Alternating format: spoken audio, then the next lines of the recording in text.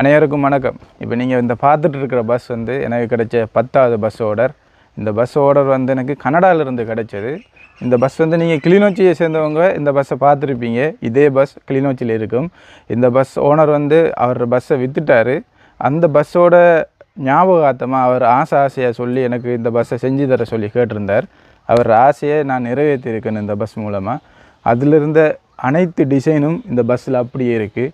ஒரு special editor தான் இந்த பஸ்ஸை வந்து செஞ்சு தந்திருந்தார். அவருக்கு பெரிய தேங்க்ஸ் சொல்லணும். காத்தாங்குடியில் தான் இந்த ஃபாதர் அண்ட் சன்ஸ் என்று சொல்லி ஒரு பிரிண்டிங் கடை இருக்குது. அந்த எடிட்டர் தான் எனக்கு ஸ்பெஷலாக இந்த வேலையை ஃபுல்லாக நல்லா செஞ்சு தந்திருந்தார். அவருக்கு தான் பெரிய தேங்க்ஸ். ஏன்னா அவர் இல்லைன்னு சொன்னால் இந்த பஸ் வந்து செஞ்சிருக்க இயலாது. அந்தளவுக்கு அழகாக எடிட்டிங் வேலை செஞ்சு தந்திருந்தார். அதே நேரம் இந்த பஸ் வந்து கிட்டத்தட்ட 30 நாள் டைம் எடுத்து செஞ்சுருக்கு. பஸ்ஸோட விலையை கேட்பீங்க. இந்த பஸ் கிட்டத்தட்ட 1 லட்சம் ரூபா பெறுமதியான பஸ் ஒன்று தான். இது ஃபுல்லாக ஹார்ட் ஒர்க் பண்ணி 30 நாள் செஞ்சுருக்கு.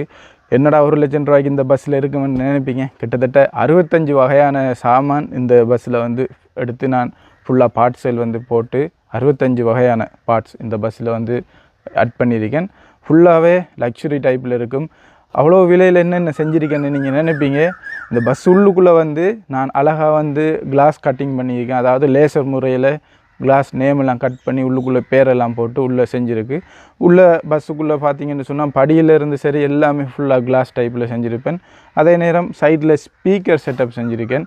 நல்ல ஹை குவாலிட்டியான செட்டப்பில் இருக்கிற ஒரு ஸ்பீக்கர் தான் இதில் இருக்குது.